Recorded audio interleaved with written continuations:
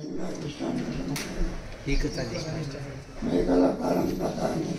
कार्यता कारणता कार्यता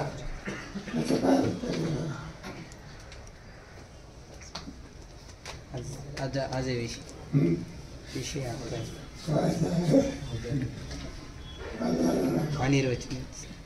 अनिर्वचनीय कार्यकारण त्याच्यामध्ये काही नाही. एकाच वेळेला एकदम काय होतात तरी पण कार्यकारण भाव काय होतो प्रतितीला पण तो अनिर्वचनीय काय त्याला दृष्टांत ओळखला दिला स्वप्न समजावले कर्म आणि उत्पन्न होता पदार्थ काय एकदम पण काय दिसतो कार्यकारण दिसतं काय खाजोबा दिसतं पुढे लेलं मुलगा पुढे नातू कार्यक्रम दिसतं का आणि किती क्षणात पूर्ण झालं एका क्षणात क्रम आहे का युगपद आहे कार्यक्रम भाव दिसतं कोणता परिच्छेद आहे परिच्छेद क्रमांक 17 देशकालाच्या ठिकाणी कारणता आणि आकाशादिकांच्या ठिकाणी कार्यता प्रतीत होते त्याविषयी शंका व समाधान. एखाद्या ठिकाणी कारणता एखाद्या ठिकाणी पिता पुत्राची पित्याच्या ठिकाणी कारणता मुलाच्या ठिकाणी कार्यता असं कधी होत नाही. मुलापासून पडला बाप काही उत्पन्न होत किती ज्ञान पुढे गेलं कार्यकारण भाव दिसतो नाही मग कार्यकारण भाव नित्य कसा आहे सांगा की कार्यकारण भाव नित्य कसा आहे युगपत आहे ना युगपत आहे नित्य कसा आहे पूर्व आणि उत्तर भाव हा त्या ठिकाणी संभवत नाही कारण कार्य हे कारणाच्या नंतर असतं कारण हे कार्याच्या अगोदर असावं लागतं. जसं की मृत्तिका अगोदर असते आणि घट नंतर असतो तसं स्वप्नामध्ये पिता आणि पुत्र हे युगपत उत्पन्न होतात. ज्या ठिकाणी कार्य आणि कारण हा भाव सिद्ध होत नाही म्हणजे जे पदार्थ युगपत उत्पन्न होतात त्यांच्या ठिकाणी पूर्वोत्तर भाव नसतो ते मिथ्या असतात असा हा सिद्धांत.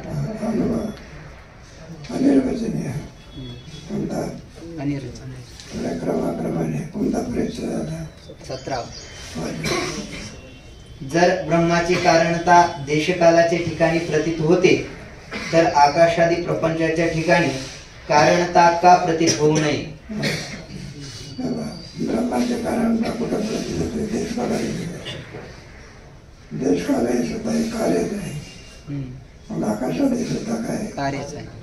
मग एखाद्या ठिकाणी कारणता प्रतीत का होत आहे आणि एखाद्या ठिकाणी का होत नाही असा प्रश्न त्याचं उत्तर आहे.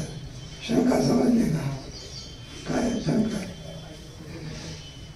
देशकाल आणि आकाशादी जे पदार्थ आहेत त्यांना अधिष्ठान एक ब्रह्मच आहे आणि दोघांचीही उत्पत्ती अधिष्ठान ब्रह्मावर अध्यस्त दोन्ही आहेत.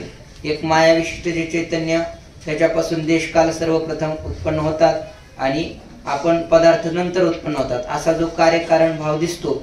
जर दोघेही पदार्थ उत्पन्न होत आहेत देशकालही मायेपासून उत्पन्न होतो पदार्थही मायेपासून उत्पन्न होतात आणि अधिष्ठान सुद्धा एक आहे आणि दोघेही युगपत उत्पन्न होतात तर मग कारणता आणि कार्यता असा भाव दोघांपैकी तुम्ही केवळ देशकालादिलाच कारणता म्हणता.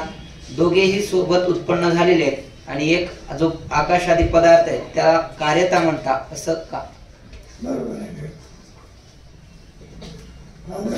दोन आहे का एकच आहे ब्रह्माचा अधिष्ठान आहे आणि युगपदात दोन्ही काय होते देशकाल आणि आकाशाने कार्य क्रमाने उत्पन्न होते का एकदम उत्पन्न उत्पन्न होत असताना आपल्याला कार्यकारण काय दिसतं मुलाच्या ठिकाणी बापाच्या ठिकाणी शंका आहे काय शंका नाही स्वप्नामध्ये दिसते स्वप्नामध्ये कर्माने उत्पन्न होते का युगपत क्षण पर्यंत पडतो की ते असतं. एखाद्या ठिकाणी कारणता का आणि एखाद्या ठिकाणी कार्यता का, शिष्याची काय त्याला उत्तर. जसे देशकालाचे अधिष्ठान ब्रह्म आहे तसे आकाशादी सृष्टीचे अधिष्ठानही ब्रह्मच आहे. दोघांचे ब्रह्म अधिष्ठान दोन आहे का एक आहे? एकच. पुढे अशी शंका केली होती, तिचे समाधान असे आहे की जशी स्वप्नात पिता पुत्रांची दोन शरीरे उत्पन्न होतात आणि दोन्ही शरीरांचे चैतन्यच अधिष्ठान असते, तरीही पितृशरीराचे ठिकाणी अधिष्ठान चैतन्याची कारणता प्रतीत होते. पिताच्या ठिकाणी कारणता क्रमाने उत्पत्ती आहे का युगपत? मग कार्य कारणता का प्रतीत होते? आणि पितृजन्य पुत्र अशी पुत्र शरीराच्या ठिकाणी कार्यता प्रतीत होते. याच रीतीने अधिष्ठान ब्रह्मचैतन्याचा संबंध तर सर्व पदार्थांशी आहे, तरीही देशकालाच्या ठिकाणी ब्रह्मचैतन्याची कारणता आणि आकाशादी सर्व प्रपंचाच्या ठिकाणी कार्यता प्रतीत होते. प्रश्न तोच आहे, एखाद्या ठिकाणी कारणता का आणि एखाद्या ठिकाणी कार्यता का, त्याचं उत्तर आहे. शिष्य म्हणतो, महाराज, देशकालाच्या ठिकाणी जी कारणतेची प्रतीती होते ती ब्रह्माची कारणता आहे असे आपण सांगितले. कोणाचे कारणता आहे ते ब्रह्माची. कोणाच्या ठिकाणी प्रतीत होते? देशकालाच्या ठिकाणी. कोणती ख्याती लावायची? अन्यथा कारणता कोणाची आहे? ब्रह्माची. प्रतीत कुठं होते? देशकालाच्या ठिकाणी. कोणती ख्याती? अन्यथा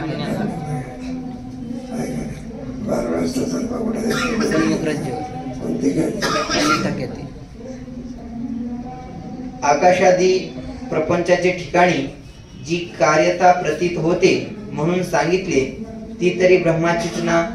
वरच्या सांगण्यावरून स्पष्ट बोध झाला नाही म्हणून शंका आली. कार्यता सुद्धा कोणाची? ब्रह्माची. आणि कारणता कशाची? ब्रह्माची. माझं भेद का असा? त्याचे उत्तर देतात. शंका ही कोणाची? शिष्याची. आता तो 2-4 निष्णात झाला आहे ना, 50 पैकी 50 मार्क मिळवले.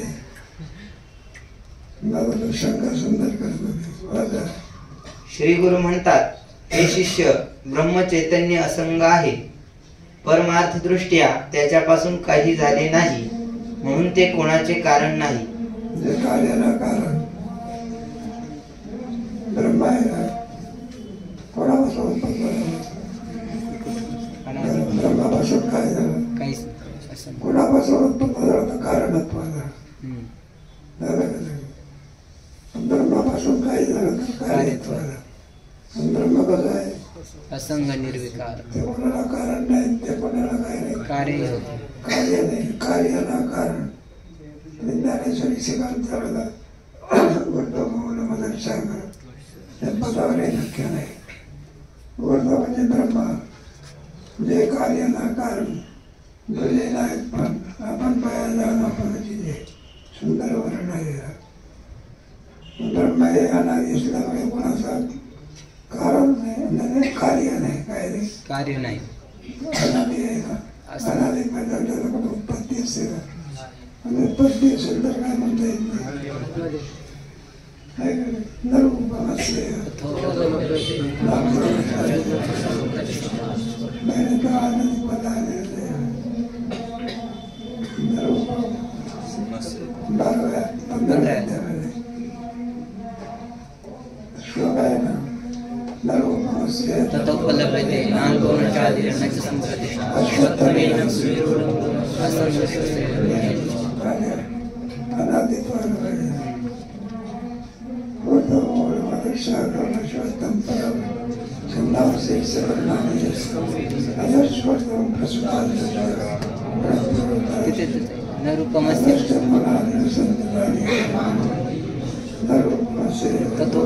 न अंतो न च आदि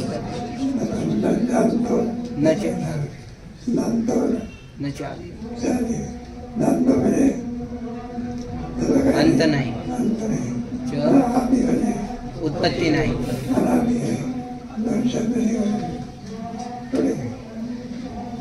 श्री गुरु म्हणतात, हे शिष्य, ब्रह्मचैतन्य असंग आहे. परमार्थ दृष्ट्या त्याच्यापासून काही झाले नाही, म्हणून ते कोणाचे कारण नाही. म्हणजे कारणता धर्म त्याच्या ठिकाणी मुळीच नाही.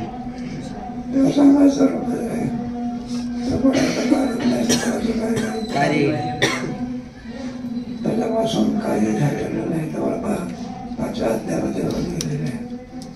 केवळ ब्रह्मापासून सृष्टी होते नाही. पाचव्या अध्यायात झालेलं असंग क्रिया मग शेवटी माया मग माया मारून जगताची कारवाई संगतीला त्या संगतीमध्ये एक वाक्य एक भिन्न भिन्न भिन्न भिन्न एक उपदेशात सांगतात 3 पोटापासून एक निष्ठ सांगते, 2 पोटापासून एक निष्ठ सांगते, नाही का? 8 आणि 8 16 होते, एक म्हणतो 12 होते, एक म्हणतो 13 होते, एक म्हणतो 0 करा करा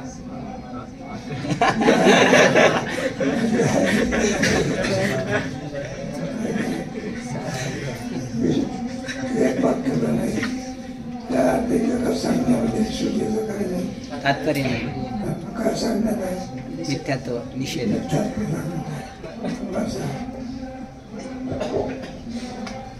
परीक्षेत क्रमांक 18. देश कालाच्या ठिकाणी कारणता प्रतीत होते ती कोणाची, याविषयी शंका व समाधान. देश कालाच्या ठिकाणी कारणता तुमचा ब्रह्माच आहे. असंग अनादि कार्यकारण भाव रहित. माझा देश कालाच्या ठिकाणी काय कारणता कारणता ब्रह्माची मनात कारणही होत नाही, कार्य नाही, काय नाही, कार्यही नाही.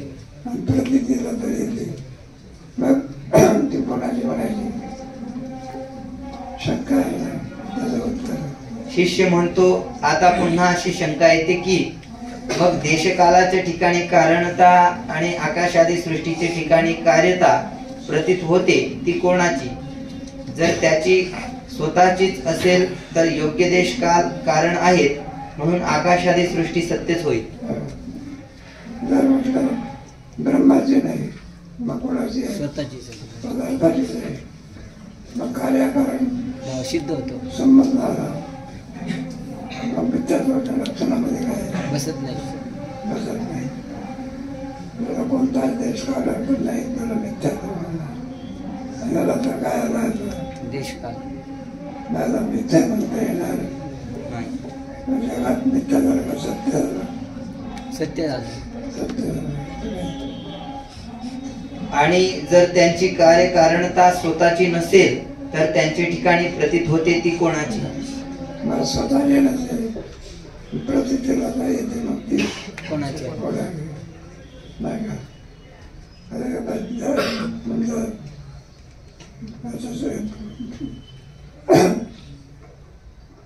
दृष्टांत जपापासून माझ्या प्रस्फटिक असतो ना, प्रस्फटिक रंगाने कसा असतो? शुभ्र पांढरा असतो. पांढरा लागून काय दिसतो? लाल. कशाकडे? जास्त आता लाली स्फटिकाची आहे का आणखी कोणाची आहे? जास्त मग ती आहे तरी कोणाची? जर स्फटिक जर पांढरा आहे तर ती सदस्यलेली झाली आहे तरी कोणाची? पदार्थाच्या ठिकाणी कारणता आहे तरी ब्रह्म तर कसं आहे?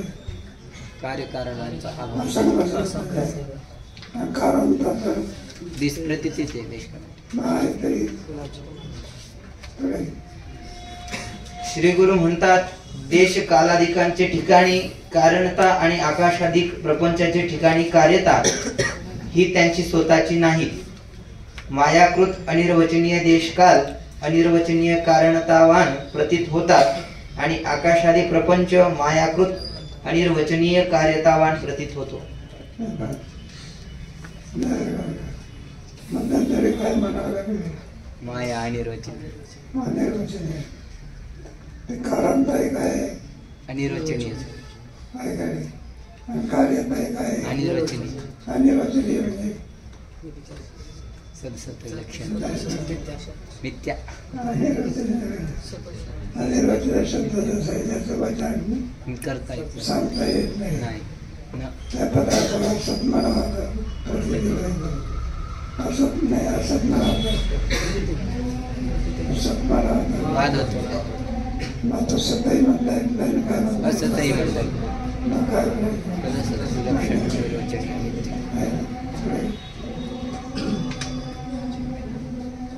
परमार्थ दृष्टीने देशकाल कारण नाहीत, परंतु जसा पुत्रहीन पुरुष स्वप्नामध्ये पुत्र व पौत्र या दोघांना पाहतो, तेथे पुत्र पौत्रांची शरीरे अनिर्वचनीय युगपत उत्पन्न होतात. पुत्रहीन पुरुष स्वप्नामध्ये पुत्र पौत्र वगैरे हे सगळे क्रमाने उत्पन्न झालेले आहे. युगपत उत्पन्न झालेले आहे. युगपत आणि कार्याकारण काय दिसतो? भाव दिसतो. तरीही पुत्र शरीराचे ठिकाणी पौत्र शरीराची अनिर्वचनीय कारणता आणि पौत्र शरीराच्या ठिकाणी पुत्र शरीराची अनिर्वचनीय कार्यता प्रतीत होते. पुत्राच्या ठिकाणी कार्यता बापाच्या ठिकाणी अजून काही पुढे नाही. पोरापासून बाप जन्म आला. मुलाच्या ठिकाणी काय म्हणायचे? कार्यता. कार्यता. बापाच्या ठिकाणी काय म्हणायचे? कारणता. कारणता. खरोखरच आहे दिसण्यापुरती आहे. दिसण्यापुरती म्हणजे दिसण्यापुरतं कोणत्यापुरतं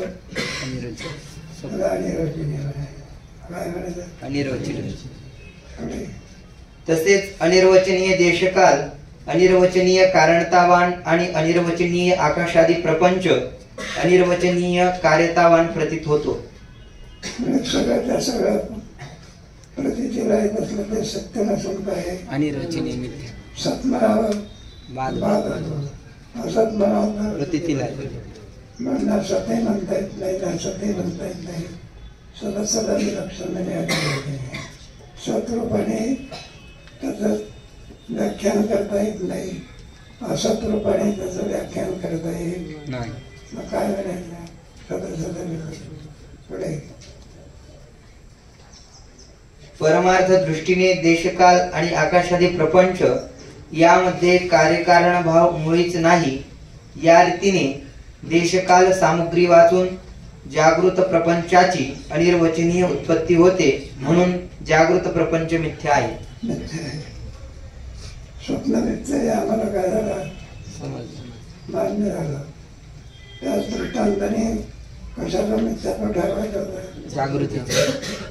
जागृतीचे सुद्धा मिथ्यात्व आम्हाला काय झालं? मान्य अनिर्वचनीय म्हटलं ना. म्हणून जसा स्वप्नाला देशकाल काही नाही, योग्य नाही. निवड देशकाल आहे ना, अल्पकाल अल्पकाल आहे. म्हणून स्वप्न काय आहे? मिथ्या.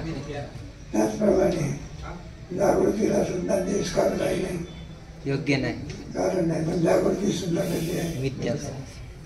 पुढे शिष्य म्हणतो, या एकंदर विवेचनावरून स्वप्न प्रपंच मिथ्या आहे असा निश्चय होतो, पण स्वप्नाप्रमाणे जागृत प्रपंच ही मिथ्या आहे असे वाटत नाही. मला आम्हाला मान्य आहे. स्वप्न आम्हाला काय वाटते? मिथ्या वाटतं. पण जागृती करत नाही. मला तर इतक्या वेळपर्यंत तुम्हाला सांगितलं की जागृती काय मिथ्या आहे, तरी तुमचं डोळे काढत तो प्रपंच मिथ्या वाटते, पण जागृती काय वाटत नाही. मिथ्या वाटत नाही. याची वाट काय? श्री गुरु म्हणतात, स्वप्न प्रपंच मिथ्या आहे असा निश्चय तुझ्या मनात कसा झाला? काय करायचं?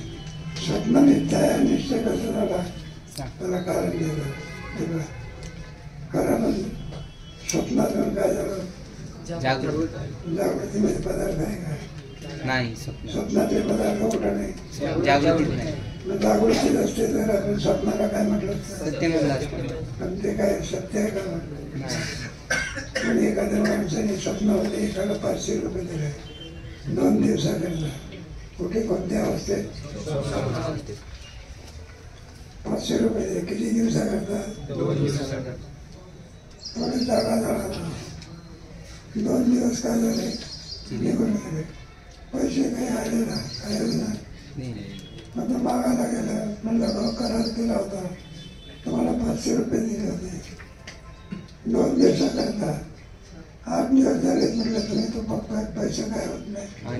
पण त्याला विचारलं, म्हटलं कुठे दिले होते. म्हटलं स्वप्नात. कुठे दिले? स्वप्नातले पैसे द्यायला थपकडत दिले. स्वप्नातले पैसे पुढे कराय का? खरे का दिसण्यापुरते?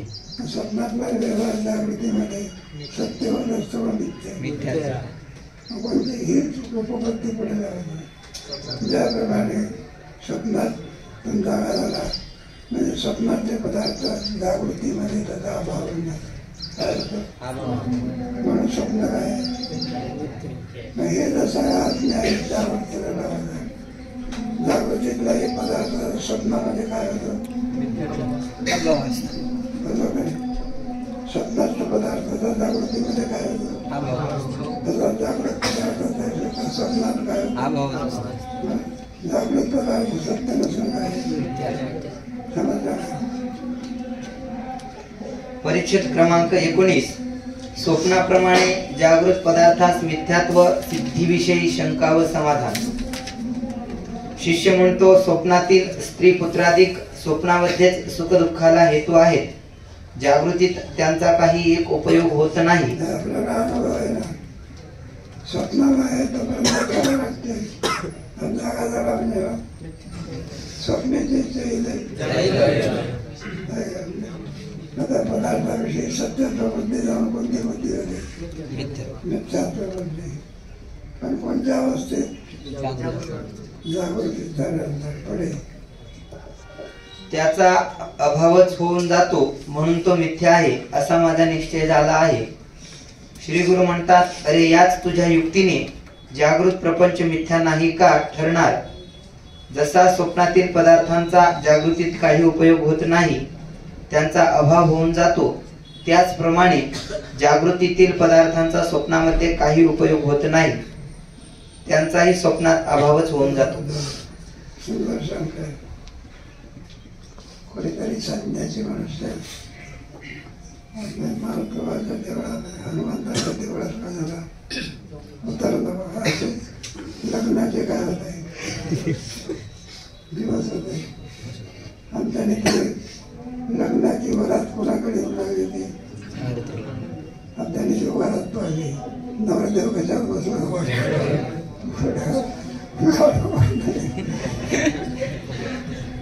कशावर बसला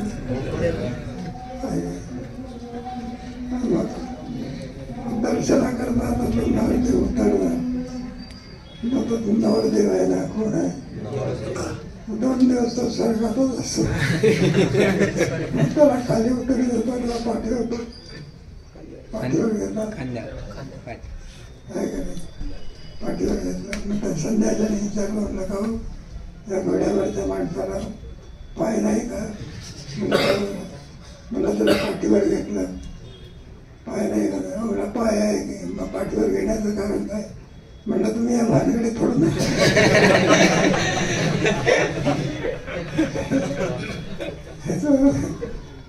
मनुष्य लोकात नाही तो स्वर्गात लग्नाचा सगळा पाहायला बघा. मुळामध्ये कोण आहे? संध्याची रात्री काय करा आणि त्याला मनी बसले लग्नाचंच काय दिसलं सगळं स्वप्न पाहिलं. दुसऱ्याच्या लग्नाचं नाही, एका लग्नात संध्याची वागा झाला झाला ना, ग्रस्ती झाला ना, काय झाला स्वप्नात नुसतं ग्रस्त झाला नाही. आठवडे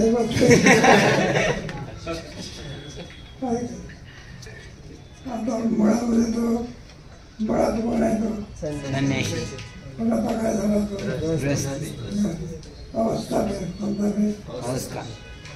मला आता स्वतःला काय समजायला लागला मी कोण आहे? ग्रस्ती. आता त्याला संध्याचा काय पडला? विसर पडला. पुढे काय झाला? तो जागा झाला. पुन्हा आणखी तो आला गृहस्थी आहे का संन्यासी? संन्यासी. पुन्हा संन्यासी जसाच्या मला ग्रस्त बरा वाटत होता. सत्य आहे का मिथ्या आहे? पुढे मग जागृतीतील पदार्थ मिथ्या का नव्हे? जागृतीतील पदार्थांचा स्वप्नात यत्किंचितही उपयोग होत नाही. आपण जागृती मिथ्या ठरवायची ना. स्वप्न का मिथ्या ठरलं? जागृतीमध्ये आल्यानंतर स्वप्नाच्या पदार्थाचा काही उपयोग होत नाही. स्वप्नेचे म्हणून आपण आपला निश्चय आहे स्वप्नात खरोखर आहे का गोष्ट सांगितली ना. स्वप्नामध्ये एकाला पैसे दिले जागृतीत मागायला जातो ना. कोणता निश्चय आहे? निश्चय बस. स्वप्नातले पदार्थ कुठे नाही. जागृती स्वप्न काय आहे?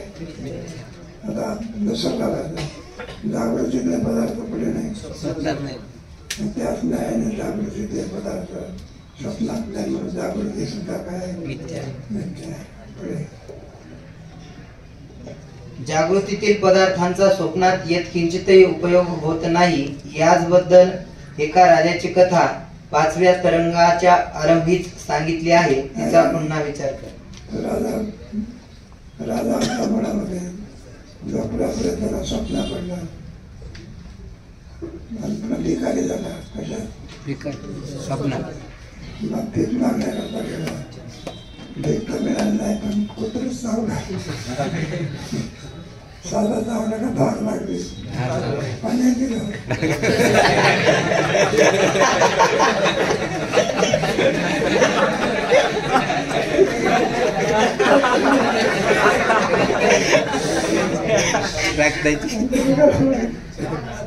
कोणत्याकडे गेलो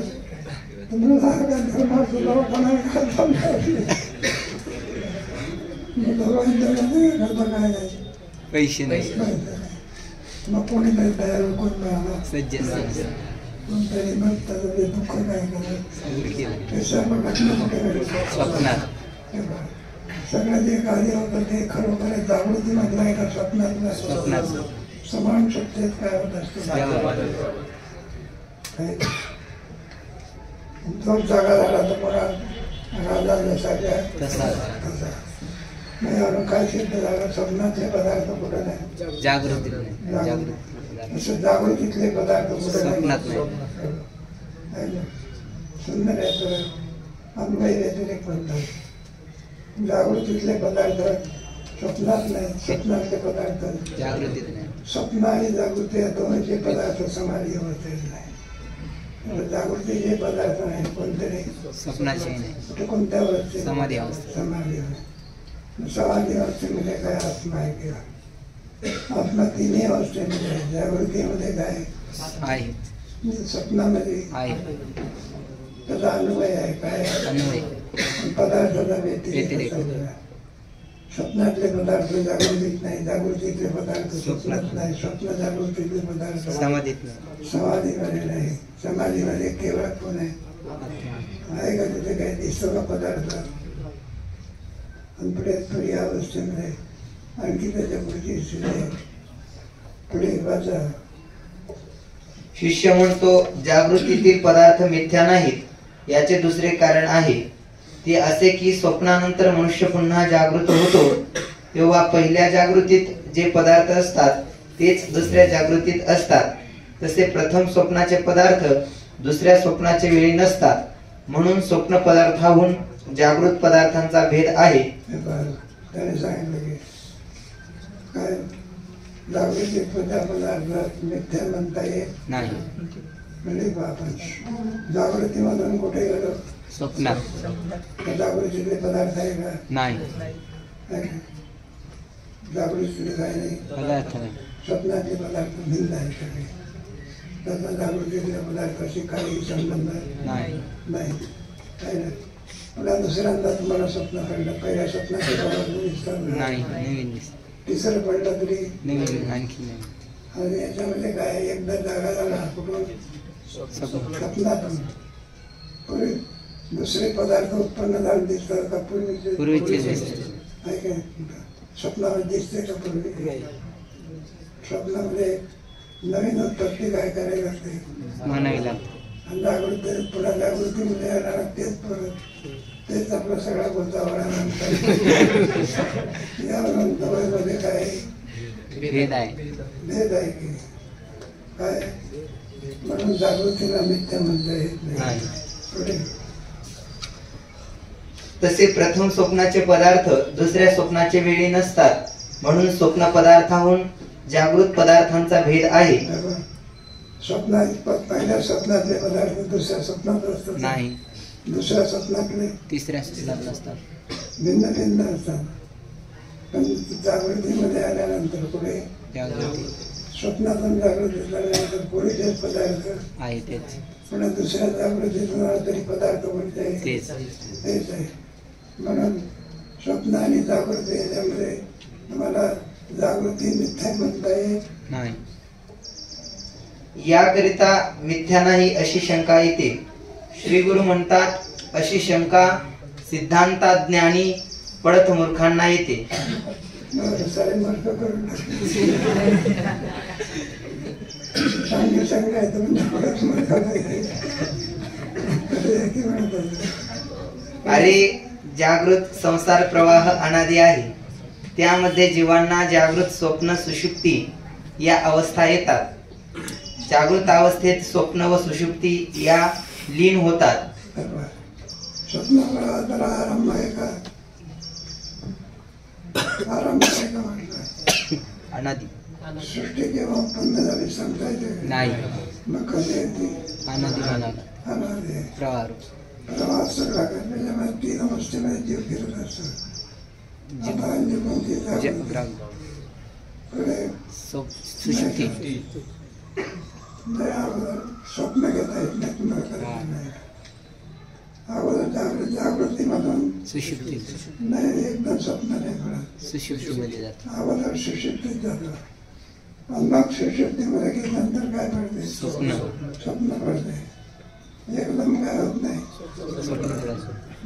भागवतामध्ये श्लोक आहे ते भगवान श्रीकृष्ण गोकुळ समुद्रामध्ये गेला. द्वारकेमध्ये काय झाले? नाही पहिले मथुरेत गेले. मथुरेतून पुन्हा काही गोकुळामध्ये काय झाले?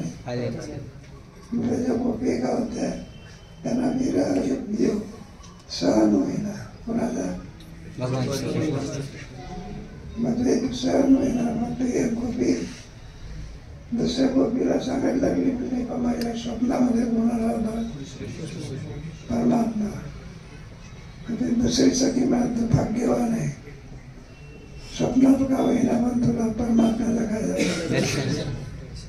म्हणलं आमची अशी अवस्था आहे. काय अशी अवस्था आहे? म्हणजे स्वप्न पडण्या इतकी तुला काय लागते? आमची अवस्था अशी आहे. म्हणलं काय देवापासून गेला तेव्हापासून काय पडत नाही. स्वप्न का पडत नाही? झोपच येत नाही. काय येत नाही? झोपच येत नाही तर स्वप्न पडेल. याम पश्यन्ति प्रियम स्वप्ने धन्यस्ता सखी योषिता. भागवतामध्ये श्लोक आहे.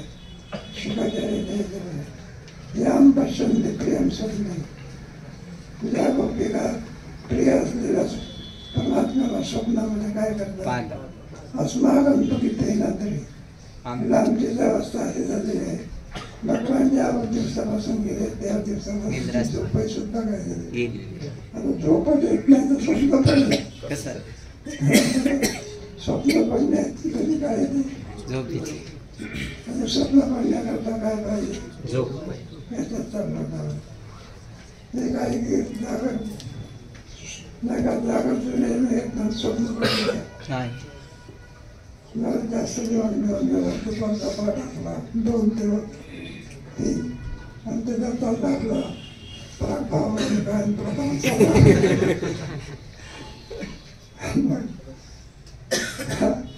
रसा बिसाचं जेवण झालं असल्यामुळे भरपूर जेवण झालं. आणि आळस येईपर्यंत जेवण झालं की जेवण झोप येत असते. काय झोप झोपेमध्ये त्याला काय पडते स्वप्न कोणतं स्वप्न पडेल काही सांगता येत नाही. त्याची जशी वाटणं असते तसं वाढ वाढ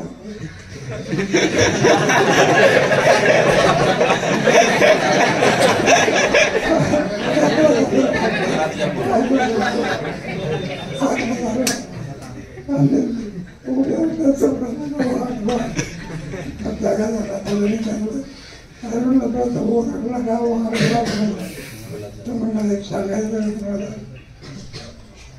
एखाद्याचे लक्ष्मीला सुद्धा काही देवायला मिळालं मला समज याला काय एकादशीला फराळ तरी मिळेल झालं एकादशी मला द्वादशीला सुद्धा काही देवाला मिळत येईल दुसरीकडे धर्मशाळेत जेवणात आले. मला म्हटलं 2 दिवसाची भूक कधी भागून द्वादशीला लाडूच्या जेवणात काय करायचं आपल्या क्रमाक्रमाने स्वप्नामध्ये सगळे क्रमाक्रमाने काय वाढायचं एक एक लाडू काय करायचा याला भूक काय लागली जास्त जबरदस्त मग आवडत होत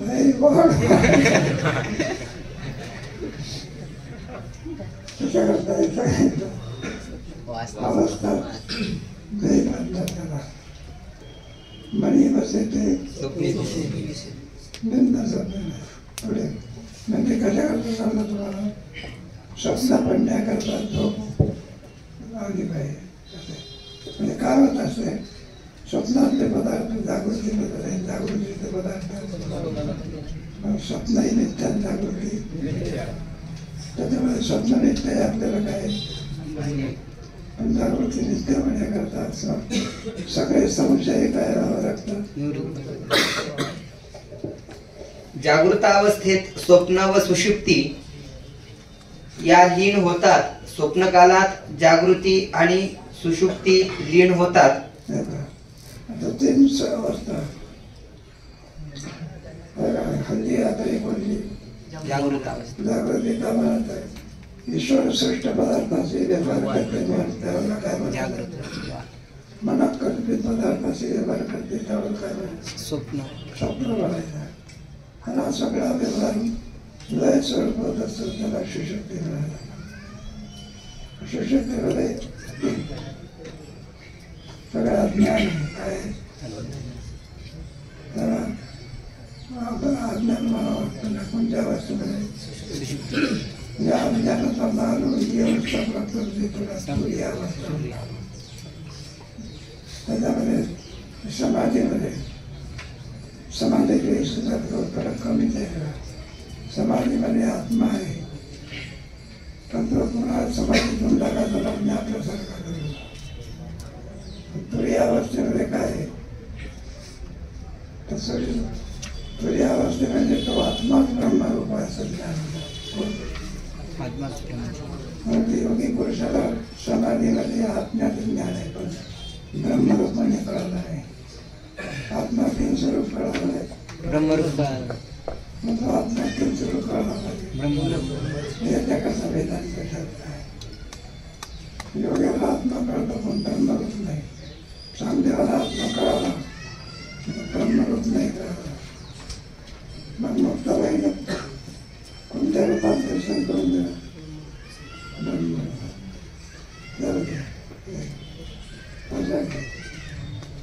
स्वप्न कालात जागृती आणि सुषुप्ती लीन होतात. तसेच सुषुप्ती कालात स्वप्न व जागृती लीन होतात अशी वस्तुस्थिती असता. सुषुप्ती कालात किंवा स्वप्न कालात जागृत अवस्थेतील स्त्री पुत्राधिक नष्ट होत नाहीत. ते जसेच्या तसेच असतात. शिष्याची शंका जागृती असो अथवा बंद काळ असो सुषुप्ती काळ या दोन्ही काळामध्ये जागा नाही का जागा झाल्यानंतर काय झाल्यानंतर पदार्थ कोणते दिसतात तेच दिसतात. नवीन उत्पन्न झालेले दिसत आहे की नाही. म्हणून शिक्षाची शंका आहे ना कोणती नाही का. स्वप्नस्थ पदार्थ मिथ्या आहे आम्हाला काय मान्य आहे. जागृतीचे पदार्थ मिथ्या आहे ते अजून ठरलेलं नाही. मग त्याच्याकरता पहिल्या स्वप्नामधले जे पदार्थ आहे स्वप्नावस्थेत सत्य वाटतं. स्वप्नातून जागृती झाल्यानंतर स्वप्नातले पदार्थ मिथ्या वाटतं. हा न्याय. त्याचा जागृतीमधून कोणत्या अवस्थेत गेला तरी स्वप्नामध्ये गेला. मग त्या न्यायाने जसे स्वप्नातले पदार्थ मिथ्या आहे दुसऱ्या स्वप्नात दिसत नाही. दुसऱ्या स्वप्नाचे पदार्थ तसंच जागृतीतले दुसऱ्या जागृतीमध्ये तेच पदार्थ असतो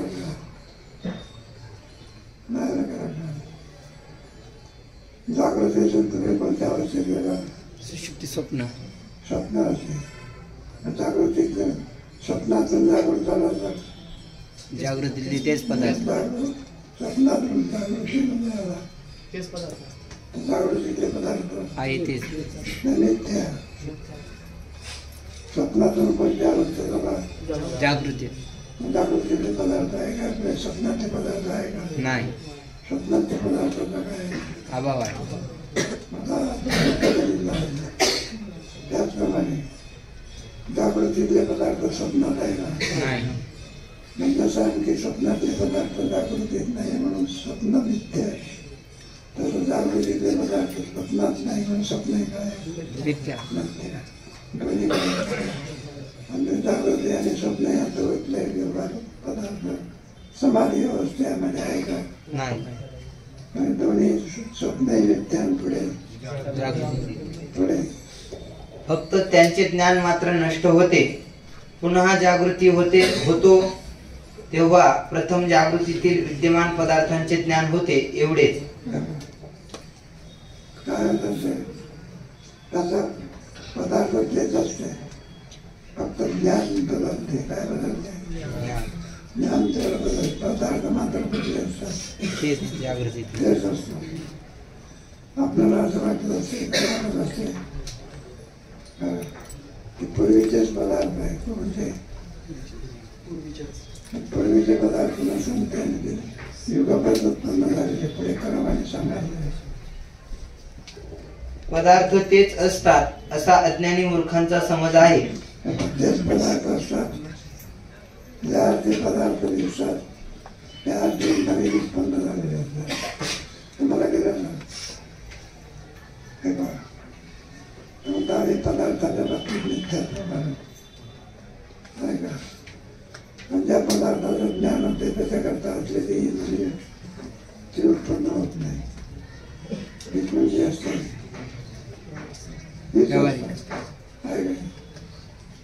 तेच इंद्रिय आणि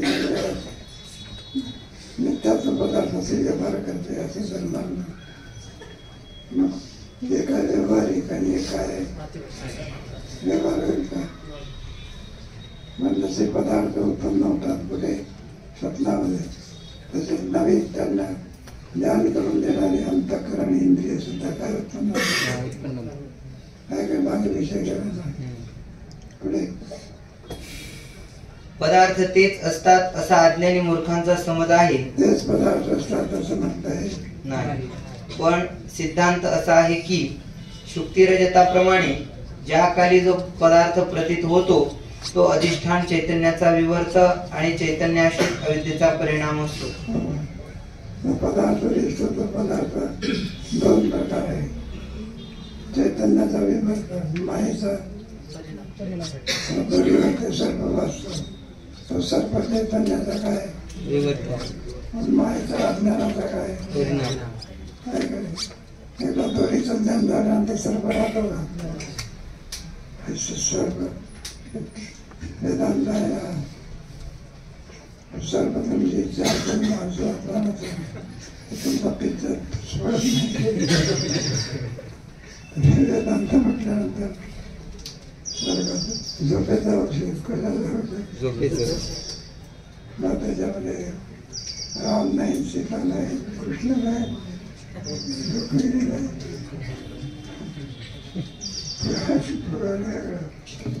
त्याला तत्वज्ञानाची चर्चा होते.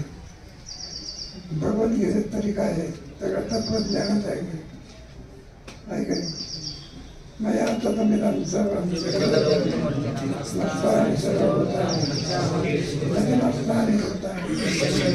लगेच सांगतात आमच्या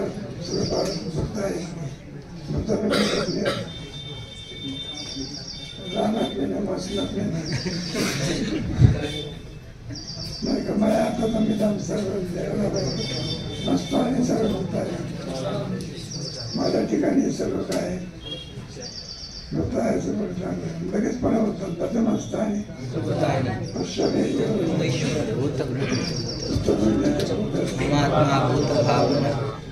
हे करा का पहिल्या श्लोकात सांगतात मस्त आणि सर्व लगेच सांगतात ना ते मस्त आणि नाही तर काय निर्वचन खरोखरच जर आहे तो अर्थाचा बाद होईल. खरा सर्पाचा कुठं बाद होत नसतो का, मग कोणत्या सर्पाचा बाद होतो, दोरीवर बसलेल्या सर्पाचा काय दृष्ट्या भेटलं तर परमात्मा सर्पाच्या ठिकाणी जगत खरा तरी उत्पन्न झालेलं आहे. हा सिद्धांत नतमस्त आणि उतारी तेना माझ्या ठाई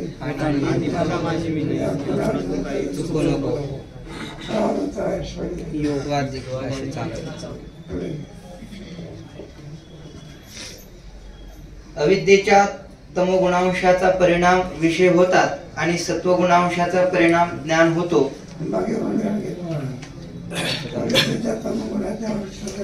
पदार्थ स्थूल सृष्टी सूक्ष्म सृष्टी. सूक्ष्म सृष्टी हा कशाचा परिणाम आहे, सत्वगुणाचा परिणाम आहे. अजून पंचीकरण झालेलं आणि स्थूल सृष्टी दिसते कोणाचा परिणाम तमोगुणाचा काय. पाचव्या तरंगात उभी लागली आमची आईनं सृष्टीची उत्पत्ती सांगितली. त्यावेळेला प्रत्येक पदाला गुंतागुण घ्यायचा सत्व आणि मग पुढे विधी सत्वांशापासून काय होतं अंतःकरण.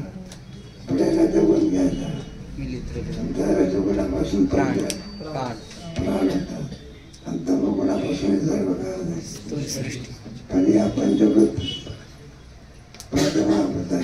कोणती पुढे मग पंचीकरण झाल्यानंतर स्थूलसृष्टी काय येते त्या तरंगात आहे. तुमची परीक्षा बरं का प्रस्थानच्या अगोदर घेऊन टाकू घे कोणता तरंग 6 7 पुढे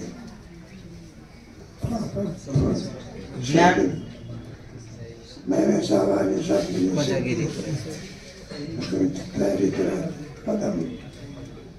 आपले कदम वाढले आहे ना, पुढे प्रस्थान आलेलं आहे ना, लांबणीवर टाकते परीक्षा सगळं विसरून जातो.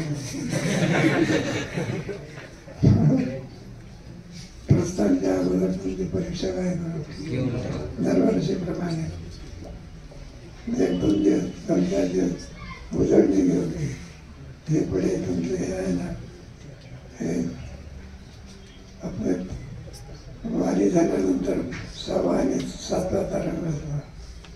बरेचसे परीक्षेत आपण घेऊन टाकले पुढे पुढे वाचा. ज्ञान वृत्तीमुळे होते, त्या वृत्तीरूप परिणामामध्ये चैतन्याचा आभास होतो आणि घटादी विषयरूप परिणामामध्ये आभास होत नाही. वृत्तीमध्ये प्रतिबिंब पडते, बाकीच्या व्याख्यामध्ये काय पडत नाही. आरसामध्ये काय पडते, प्रतिबिंब. भिंतीत प्रतिबिंब पडते का, ज्याच्यामध्ये प्रतिबिंब पडते चैतन्य काय आणि ज्याच्यात प्रतिबिंब पडत नाही त्याला जड म्हणायचं. काय म्हणायचं, खांबामध्ये प्रतिबिंब पडतं का, खांब तुमचं आणि एखादे लहान मंगी का असे ना त्याच्या अंतःकरणामध्ये चैतन्याचं काय म्हणून मंगीला काय म्हणायचं चैतन्य. वेदांतशास्त्र आहे ना, पुढे विषय आणि वृत्ती ही दोन्हीही अविद्येचा परिणाम आहेत हे खरे, तथापि घटादी विषय तर अविद्येचा तमोगुणांचा परिणाम म्हणून मलिन आहेत. याकरिता त्यात चैतन्याचा आभास होत नाही. अंतःकरण वृत्ती सत्वगुणाचा परिणाम म्हणून स्वच्छ आहे, म्हणून त्यात आभास होतो. ज्याच्यात आभास होत असेल त्याला चेतन म्हणायचं, आणि ज्याचा आभास होत नाही त्याला काय म्हणायचं? त्याच्यामध्ये अंतःकरणामध्ये चैतन्याचा काय पडतो? आभास. मग त्याला चेतन असं म्हणायचं. आणि घटादी पदार्थामध्ये अंतःकरणच नाही, काय नाही, मग आभास कसा पडेल त्याच्यात? मग त्याला काय म्हणायचं? जड म्हणायचं. आणखी या विषयाचा काय केलेला आहे तो विचार कधी सांगू?